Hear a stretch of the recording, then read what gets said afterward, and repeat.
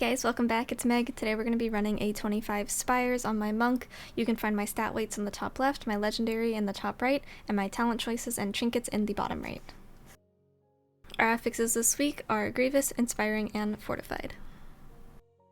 We're going to do our first pull here as normal. We do go ahead and CC our friend the Inspiring mob so we can make sure that we can kick the Goliath. And this pull being very, very scary, I'm just going to go ahead and pop Fallen Order right off the bat. We do Lust, and I do end up using Cocoon there because I got stuck in a global for that Dispel, but it's okay, we'll be on top of it for the next one, and we're just going to go ahead and keep spinning, trying to get those resets, and just making sure that we are watching our frames for those Forbidden Knowledges.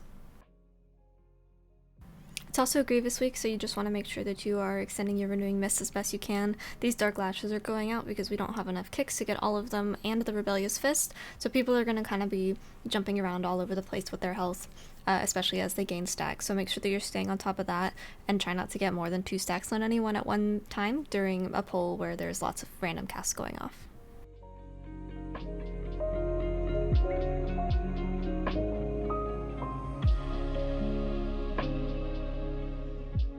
We're going to go ahead and get this mob low. This is what we had CC'd in the back on that first pull, so we're just going to get it a little bit lower and then we'll continue and pull it into the next pack. But there is also an Inspiring in the next pack, so you do need to be prepared with your Renewing and maybe try and hold on to Cocoon in the first pull, just because there are going to be casts going off and sometimes things get unlucky and it just will one-shot someone.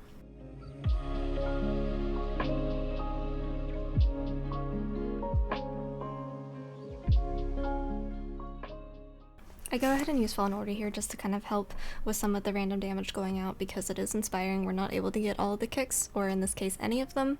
It'll be up by the time that we need it on the next platform though.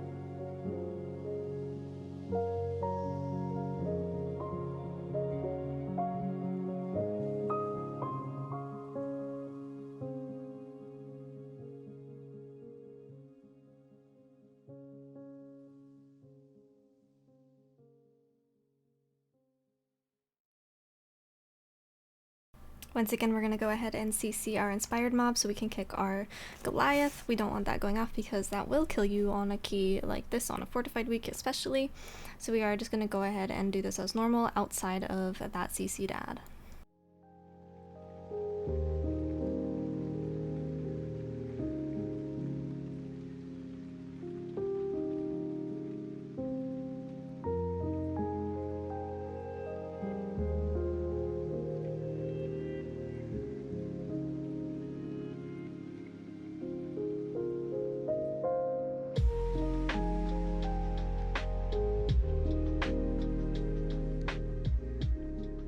There's really not a whole lot of damage going out on this outside of the tank and occasionally a DPS or two, sometimes yourself, just because, again, of those Dark Lashes, but I do encourage you to try and hold your cooldowns, especially for this week, as it is Grievous, and Varuth makes it especially hard for Mistweavers to heal that without cooldowns, because your mana bar will run out and you're going to fall behind on Grievous because you don't have a DR to deal with the 50% reduced healing done and the Grievous stacks at the same time.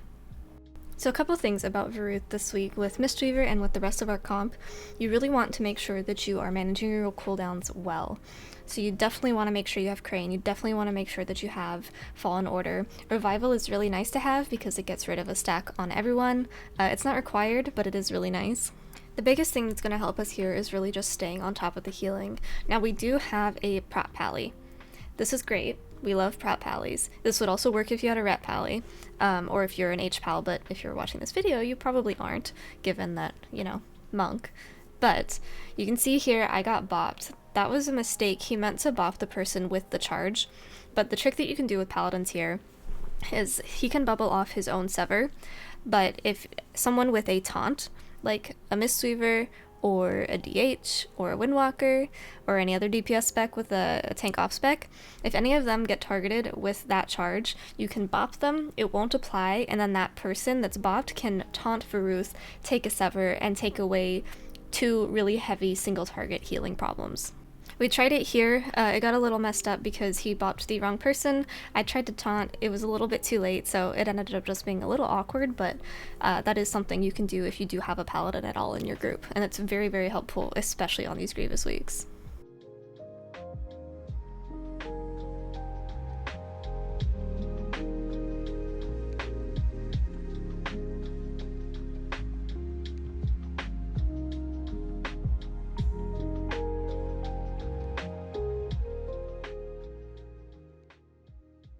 I'm not gonna lie to you, this boss is pretty boring this week. I just wanted to make sure that my tank was topped for any of the overhead slashes. Make sure you're getting those dispels. You can pop Fallen Order kind of whenever you want. Just make sure that you have it for the pull that will come immediately after this boss.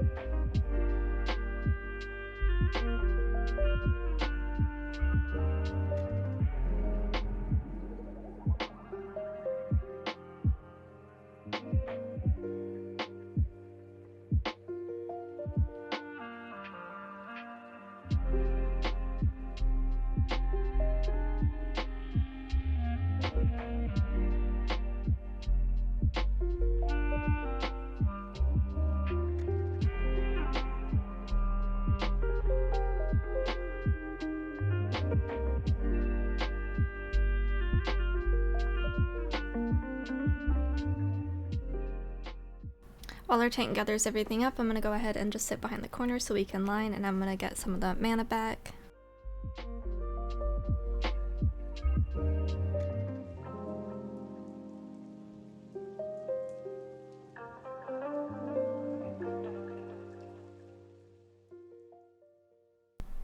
I always end up losing someone on this pull somehow, so I went ahead and popped Fort Brute and Fallen Order just to kind of compensate for that.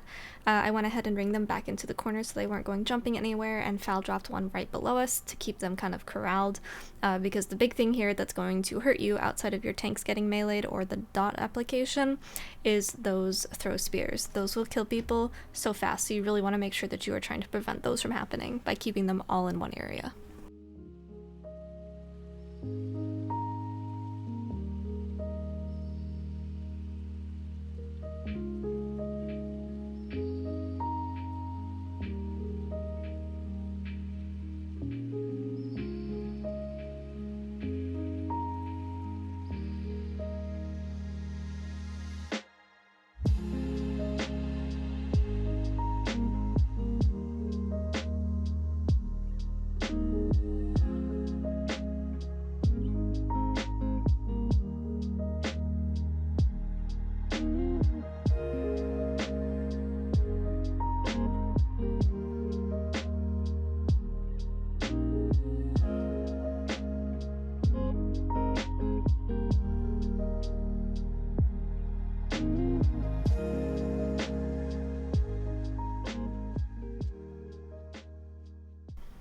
I went ahead and used Crane here just so I could get some of that single target value from it. I want to make sure that we're healing through that bleed, so there's not a whole lot going on here, and I probably could have done it just single target, but I have been sitting on Crane for a while, and I just wanted to go ahead and get some value out of it.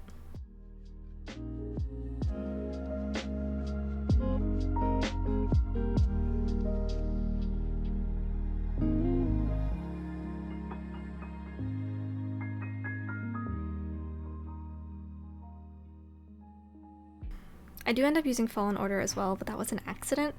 So if you're in this situation, definitely hold it until the next pull, because I think I only get like a minute off on my cooldown here, and I definitely wanted it on pull for the Goliath because that's always, you know, the scariest part. So I didn't mean to use it here, but I do kind of try and get all of my resets as quickly as I can, even without any mobs.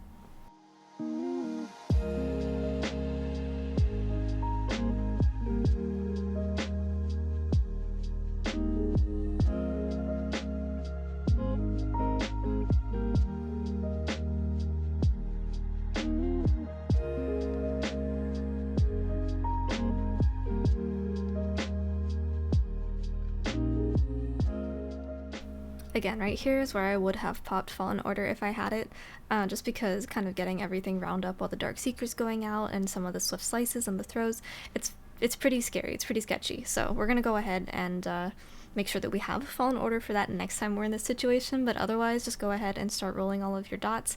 Make sure that you are keeping up on that Grievous, and the tank damage here is going to be super high, so a majority of my healing here was just single target keeping the tank up.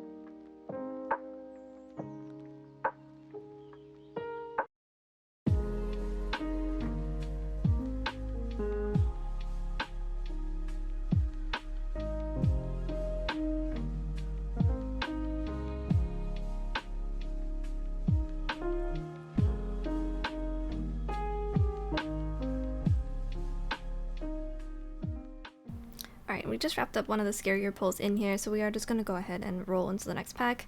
They got started without me because I needed to sit and drink for a little bit, but that pack isn't nearly as difficult. You just have to make sure that you're dispelling.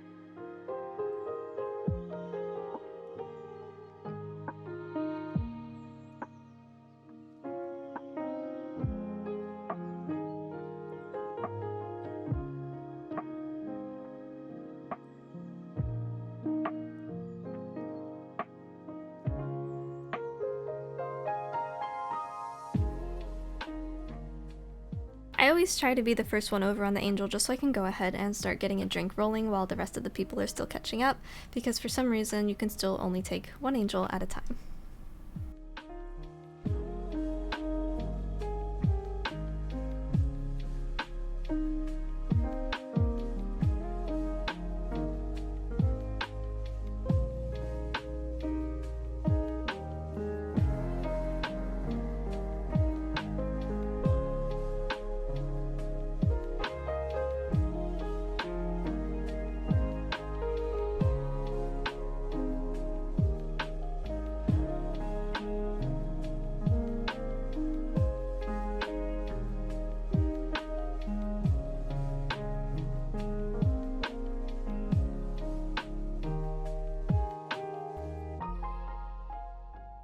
Normally I like to bully my DPS out of these infused weapons because it makes my overall look a little bit spicier, and we love our overall DPS as a Mistweaver being high, but for this key I went ahead and let them take it for the hunt because we do want to single target this down. So you can see the weapons on the ground there. It won't despawn. We were just waiting for our pack to line up the patrols, and then we're going to go ahead and grab the weapon when we go into it, and then we're just gonna spear, and we're going to try and get that inspiring down before the Goliath breaks and gets Rebellious Fist off.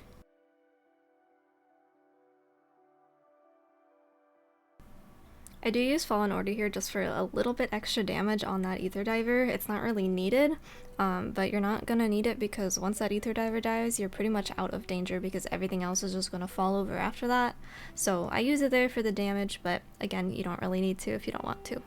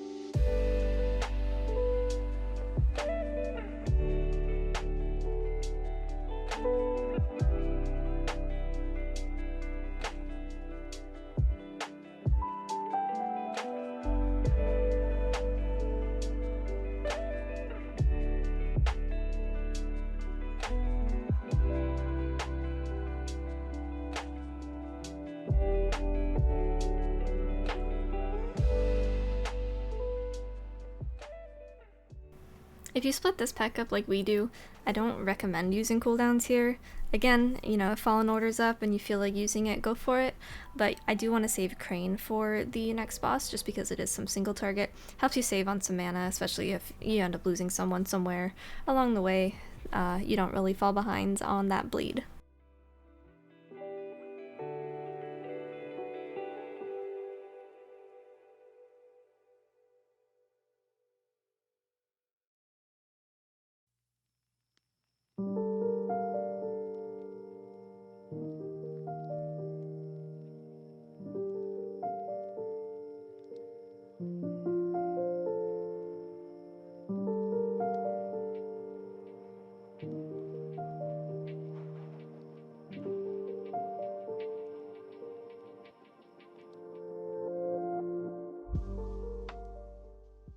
We are running a full melee comp outside of our shaman, so he's going to be getting the bleed every single time.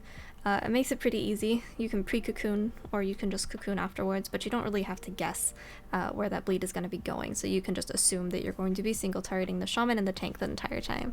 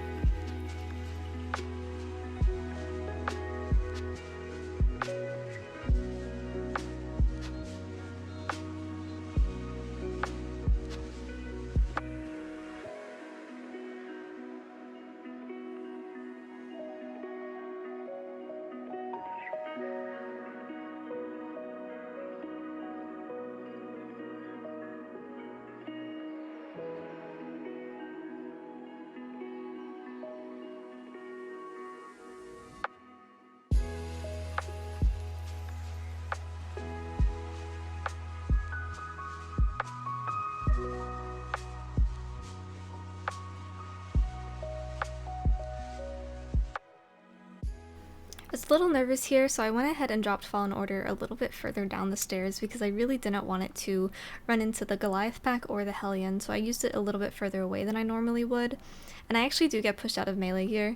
I did not want to go towards the Hellion because I know that those minions are a little weird, so I just decided to range heal the rest of this. I have a little bit left of Fallen Order, but otherwise it's just playing ranged for a little bit so we don't accidentally pull something.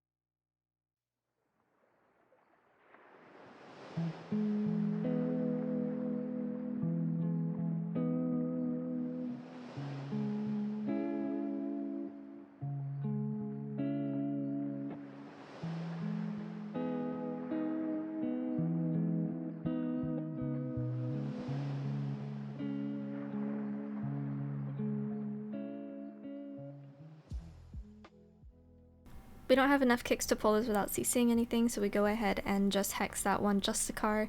Those are the most dangerous things in that pack, so we just want to take one at a time.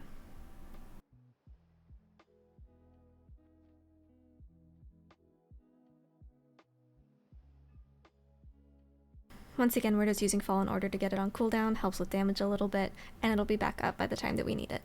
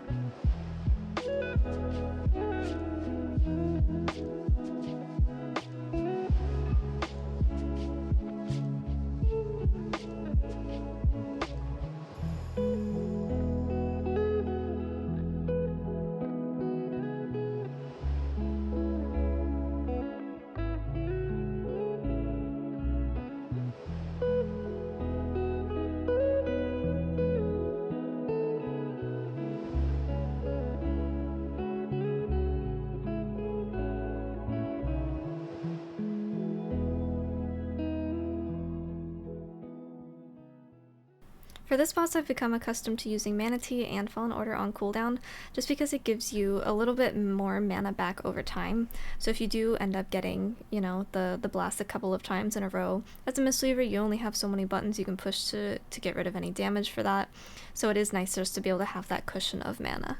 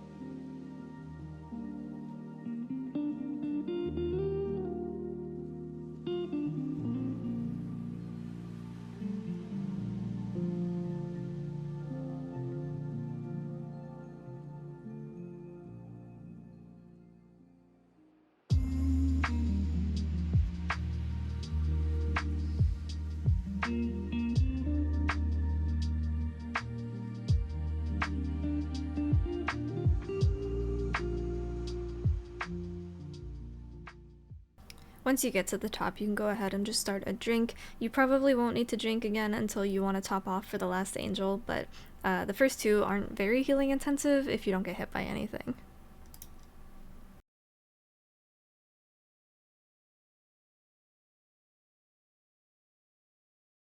One little tip, you can see I have the overtuned corgi goggles on.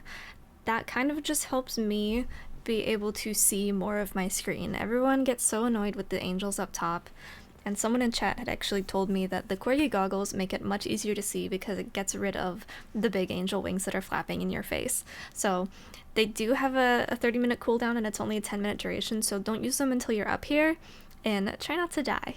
But That was a very helpful tip, so I thought I would kind of pass that along because I use those every time I'm in here now.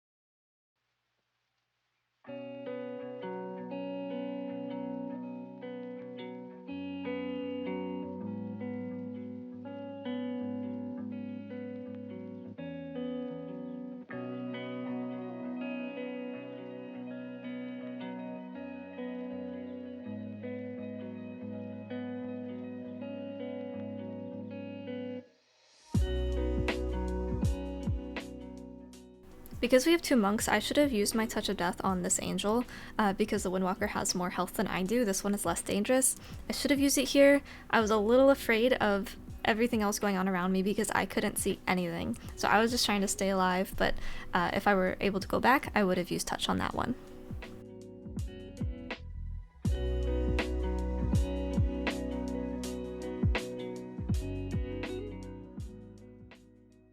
This last angel is always very scary, so we go ahead and commit our Lust and the Spear to it. I drop Fallen Order and kind of get those out rolling, and then I'm pretty much focused on healing and staying alive. I am not super concerned with my damage on this angel. Mistweavers, thankfully, have that freedom that we can kind of just heal when we need to. So I really tried to focus on just living here because I've historically struggled with this last one.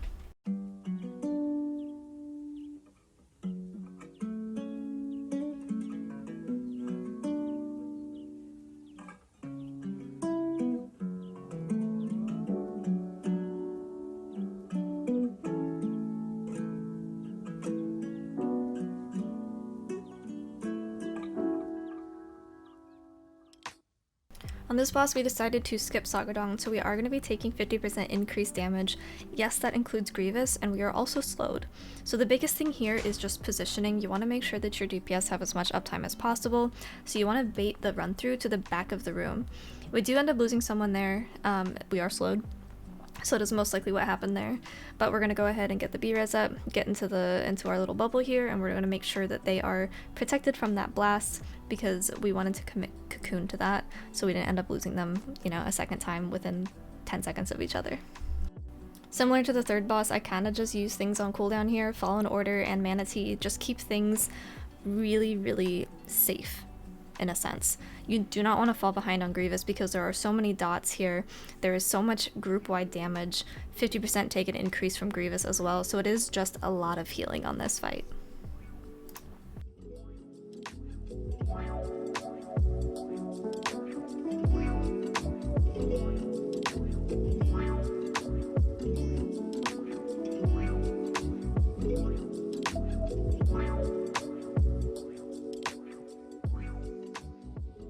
Thankfully, both debuffs are gone during this intermission because the boss is not technically present, so the aura isn't there. But something I do recommend doing is dropping your Transcendence at the spear turn-in so you can get those in quickly. Tiger's Lust also helps, and then if you do fall behind on Grievous, as long as you can make it to that intermission, you should be able to top everyone just fine because that 50% increase taken damage is gone.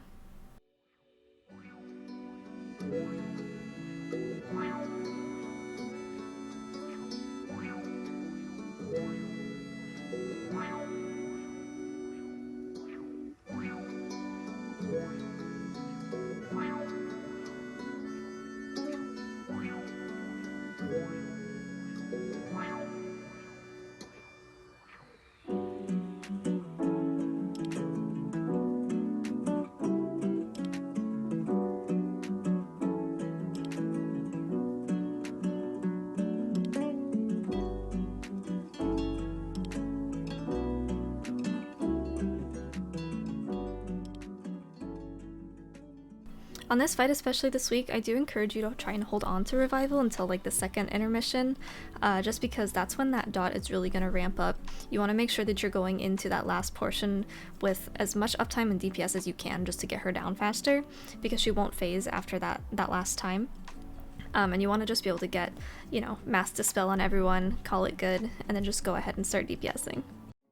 Something else you can do here, if you need to, you can use one of the sleeping pots, the mana pots, the ones that a lot of people use in Raid during the intermission. You still get pushed back, but you can run up to the front, and it's okay if you eat like 1 or 2 of the dots from the pools, but it will just push you back and you're able to get your full drink off. So that's really helpful. It's a lot better than Sacrificial Anima, especially on a Grievous week, and it's also a lot more mana than just the normal one drink mana pot.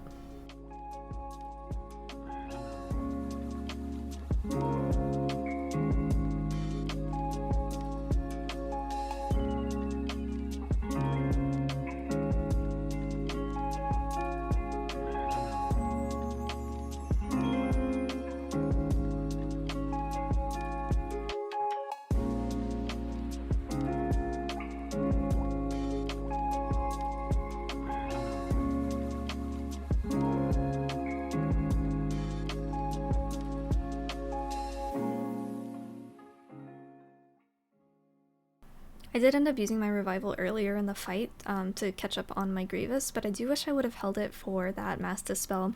I was trying to, but I did kind of panic, and I just wanted to make sure I didn't lose anyone, because we really came down to the wire on this key.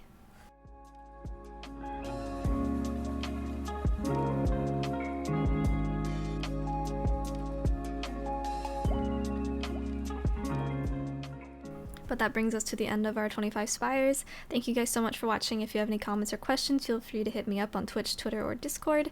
I will put all of my socials and things like that down below. You can also leave a comment if, you know, if that's easier for you. I do my best to respond quickly. I'm also going to post links to the 9.1 Mistweaver guide as well as the FAQ. Thank you guys so much for watching, and I will see you in the next video.